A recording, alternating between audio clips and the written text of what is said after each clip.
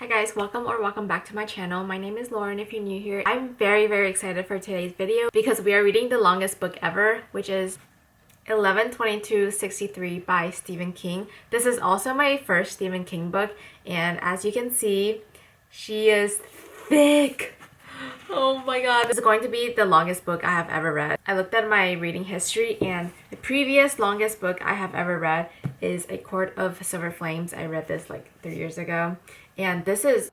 my camera died. But as I was saying before I was rudely cut off, this book is 750 pages. And this book is 850 pages. Holding this is already so much work. Okay, sorry, I lied. This is 849 pages. And this is just a side-by-side comparison. She is heavy, but I really like that it's floppy. Like, I love it. Yes. This is a super highly anticipated read for me. I bought this like 4 months ago. I have heard nothing but good things about this book. So many people I know on BookTok, Bookstagram, BookTube rave about this book, and I have yet to hear a single negative thing about this book. So we're going to read this. It's going to be very exciting. I don't know how long this is going to take me. I'm gonna try to just take it slow, not rush it. I also have the audiobook I borrowed on Libby. As you can see, I already started this yesterday. I'm on page 30. All I know is that time traveled to try to stop the JFK assassination in 1963. Hence the title, 11/22/63. That is the day he got assassinated. I don't know any other themes besides time travel, which I assume there's gonna be like some ethical, moral dilemmas and the butterfly effect. And I think there is some thriller elements in this book. But it's not a classic Stephen King horror book. And people say it's very different than all of his other books, which makes it even more exciting. 30 pages in, we just got introduced to our main character. And he is a high school teacher. He just got introduced to some sort of sci-fi portal that is allowing him to time travel. We don't know yet. He just like stepped into like some random door and then he is transported into the same place but at a different timeline. And that is where I stopped. He was introduced to this portal by a local diner restaurant owner. I'm gonna keep reading this. Very excited.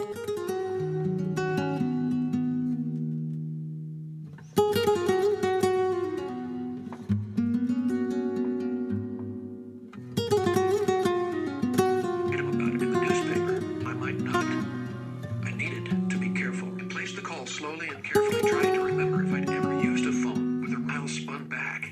Then, with on a shopped my way through Titus's car lot. Sunliner, according to the script, you'll have to move fast. If you ever wanted to change the world, then maybe get rid of one order man, or the KGB, or Castro to get back at the CIA for trying to... I don't know if this is gonna sound really dumb, but I think the writing in this book is very masculine.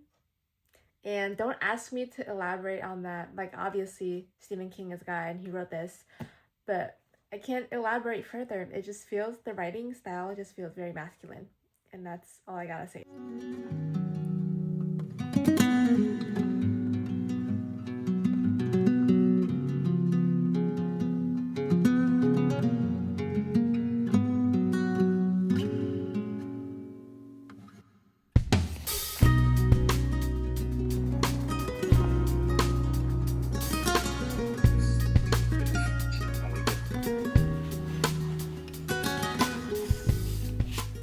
Reading update. I have just been listening to the audiobook for the past day, and also last night I listened to a bunch while I was doing my book journal and folding laundry, and I got to page 160.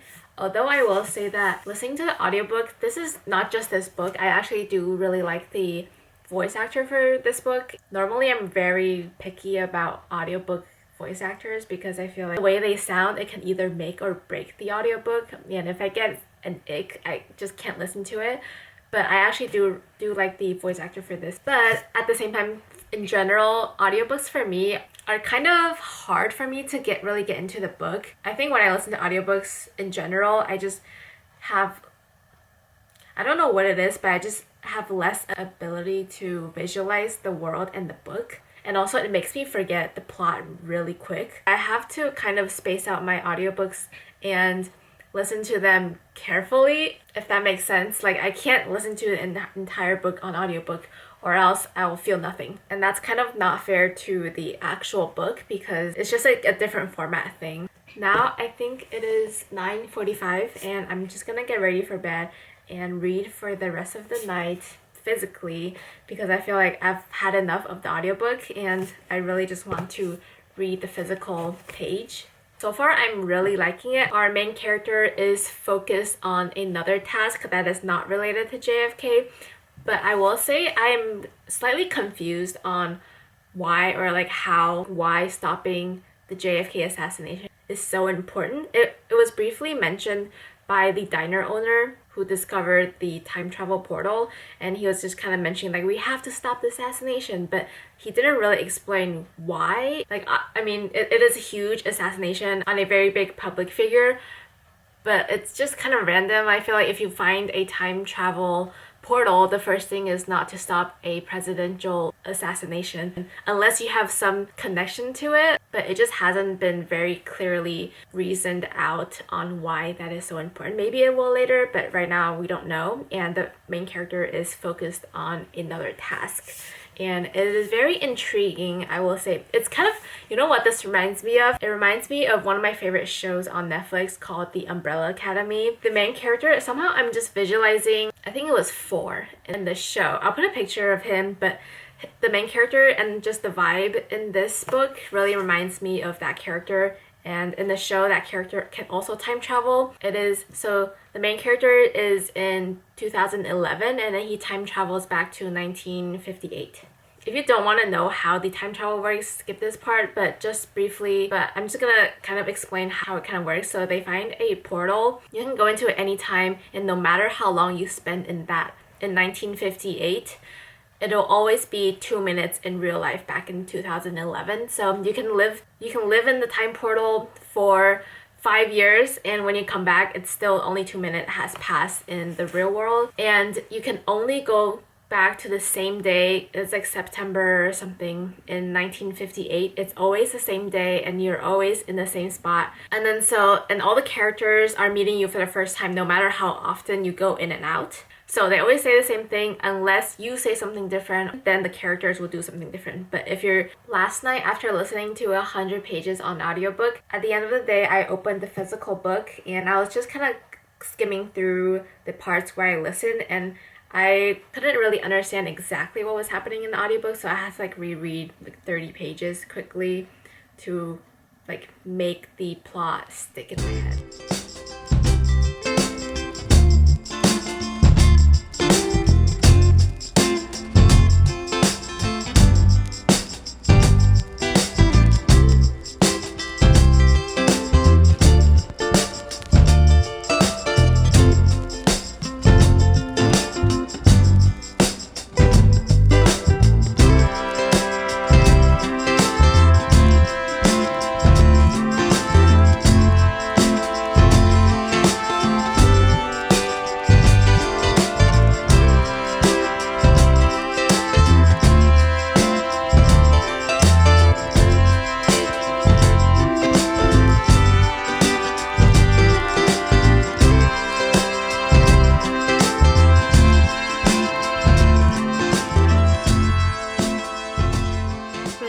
Few days later, I think the last time I talked to the camera was Thursday, and then today is Monday afternoon, and I am like 320 pages in. Not much reading has been done over the weekend because I was so busy. I basically only read 100 pages in like 4 days. And also I feel like I don't have a ton to update. I did notice that the writing or the main character did break the wall, the third wall, I don't know, it's like when the narrator or the character addresses the audience specifically. I don't know how I feel about that. It is in first person POV. We are in the part where he has done what he was first originally time traveling to stop, which is not related to JFK. So he's done with his main task and now he has driven to Dallas and is starting to plan his prevention of the JFK assassination. So now we are like actually finally getting into the main plot. It probably all connects and comes full circle in the end, but right now the two incidents are not related. It's been a little bit slow since he completed his first assignment because he needs to wait like 3 years before the actual assassination happens. So he has some time to kill and he went to find a job. Like he was like renting apartments. He decided that he's not gonna stay in Dallas and he didn't like the town. So he's staying in a very small town. I think it's called Jody. He just got to the town, so he's meeting a bunch of other town people, getting to know them. But I'm excited to see how he plans the assassination when it's like 2 to 3 years later. So I hope things start to pick up soon. I was reading this on the train over the weekend going into the city and I thought I was gonna read so much. I was like, okay, I can read like 100 pages on the train, but I ended up only reading like 40, maybe 50. Because I fell asleep on the way back and didn't read at all. I'm curious if I can finish the rest within this week. Today's Monday. I haven't read at all today. This week might be another busy week. I feel like I'm so busy every single week, but actually I think that might be a little too ambitious. Maybe I can read like another 300 pages this week. We'll see. I don't know. Also, another thing that I noticed from this book is that there are so many characters in this book. I'm not even halfway and there are so many characters that I cannot keep track of and I can't tell if they are relevant or not for me to actually remember them, because a lot of times he's just in new towns and they're just like kind of minor characters like bartenders and store workers. So I don't even know if I should take the brain power to remember them. As I'm forgetting the names, new ones keep coming in. So that's been slightly challenging reading this book. Right now, I'm not getting the 5-star feeling that I was hoping I would get, but maybe that could all change within the next 550 pages. Yeah, right now it's a 4-star read for me. That's the feeling I'm getting from this book so far. Oh, also, I did start the first episode to the show on Netflix because I was so curious and I just really wanted to see like a visual representation of the book. And I will say I was very surprised. I only watched 30 minutes, so nothing got spoiled. I knew I only wanted like a small peek. But I will say I was very surprised on how much they cut out just within the first 30 minutes.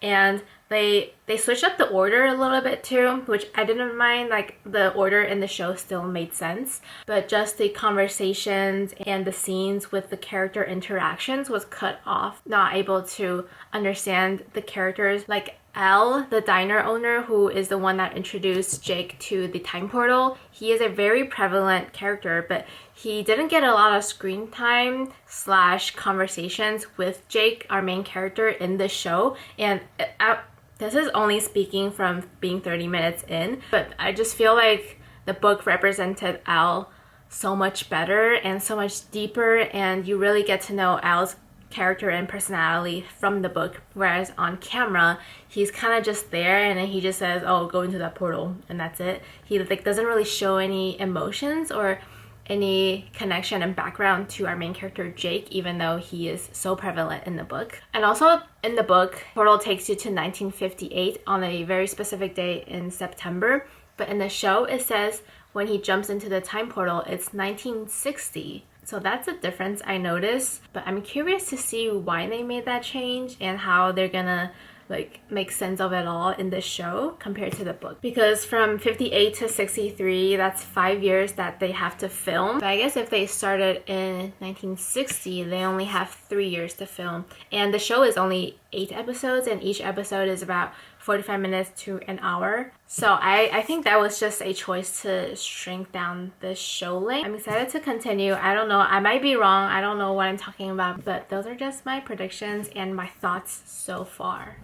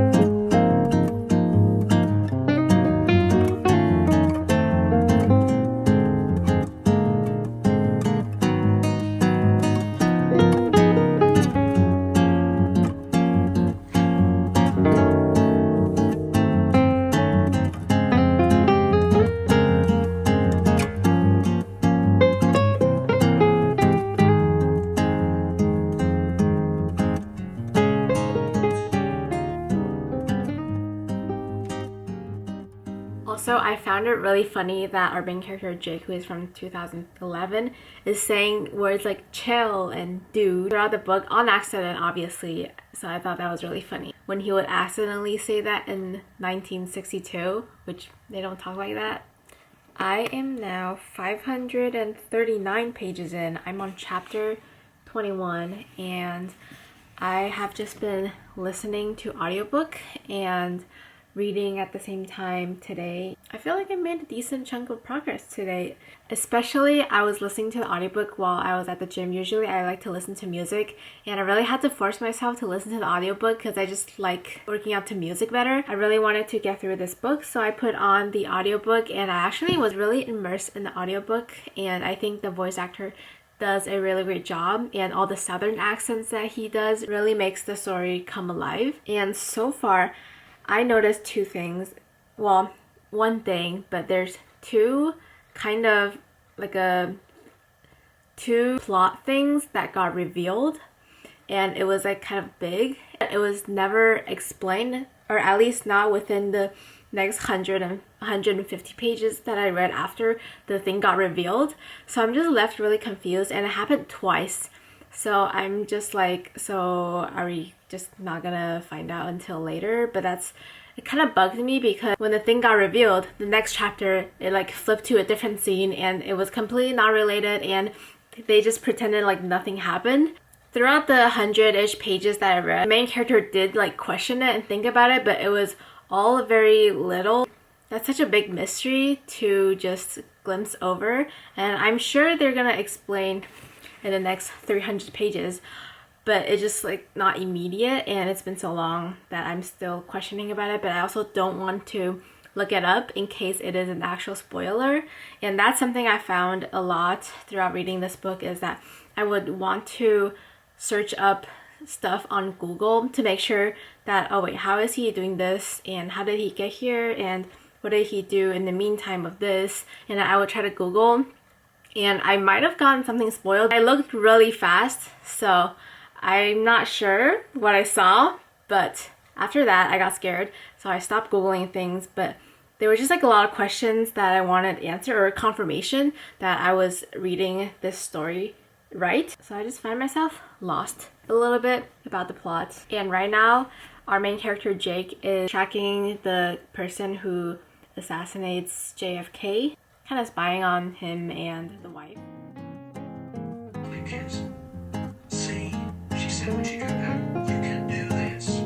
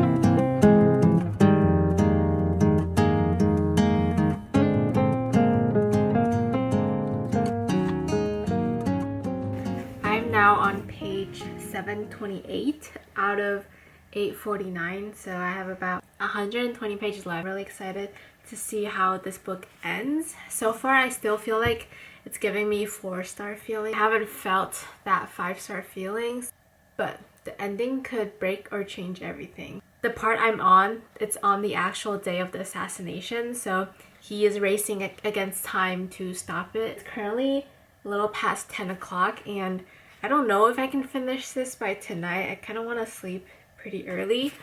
So I think the next time I'll talk to the camera will be when I finish it and give my final thoughts.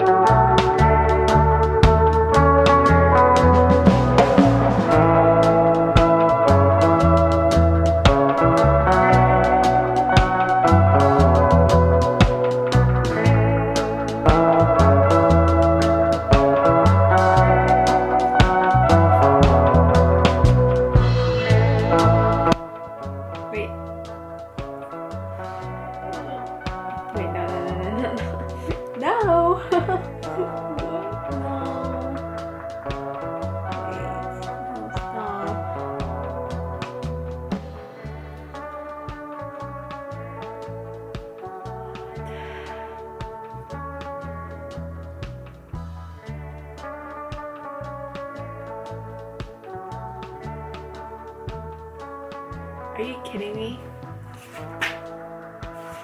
Okay, last part. No, I'm so sad.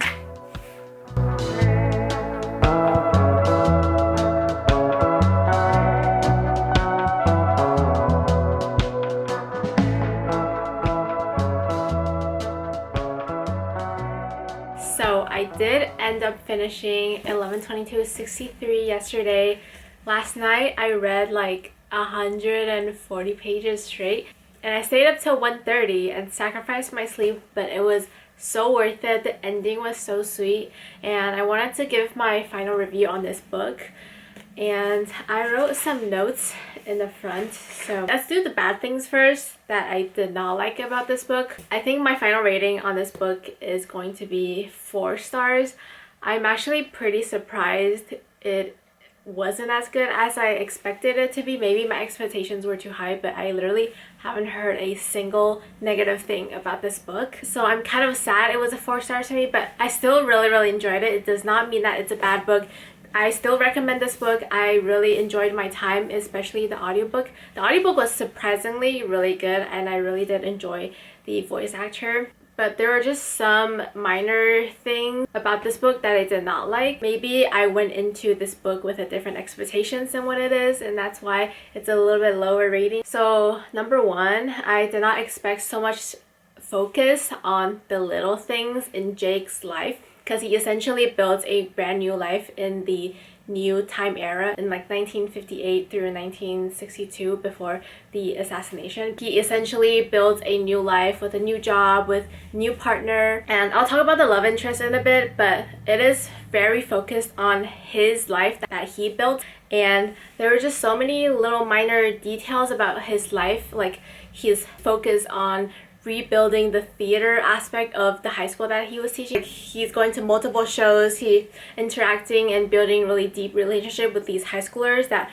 didn't really add anything to the story in my opinion. I feel like they were just minor characters, but they got more screen time than they deserved. And I think not just the high schoolers, but just the other characters when he was building his new life. On top of that, we just got so many different characters, but they're just all really minor, but they got so much pages and so much scenes that I didn't think it was necessary. It's like realistic because he had like 5 years to spend before his big mission. So obviously he had to get a job, he had to make money and do all these things and meet all these new characters.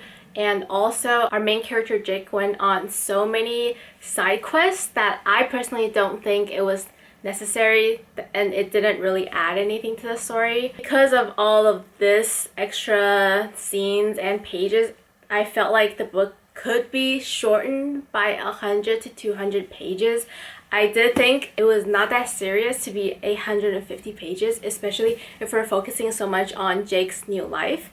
If it was all focused on the assassination itself and like the high stakes mission, then I get it. There's like so much planning to do, especially with time traveling. There's a lot of complications and you don't know what's gonna happen when you change something in the past. I just had a bone to pick with how Jake's new life was presented, and which leads me into talking about the love interest, Sadie. And I actually really like Sadie. I thought she was a really great character, and I think she added so much to the story. And I'm really glad that there is a love interest, minor romance in the book. I think it added a lot to Jake wanting to stay. I think it was really good for him that he fell in love. I just thought it was slow paced. I think the pacing was uneven. I think it started off strong when we're just learning about the new portal with Al, the diner owner that introduces him to the time portal. And then afterwards, there was like a mission that I thought was interesting, but then after the mission, when he was building his life, that's when it really slowed down. So there was about like 200 pages that was just like really slow, and I low-key did not care about what he was doing.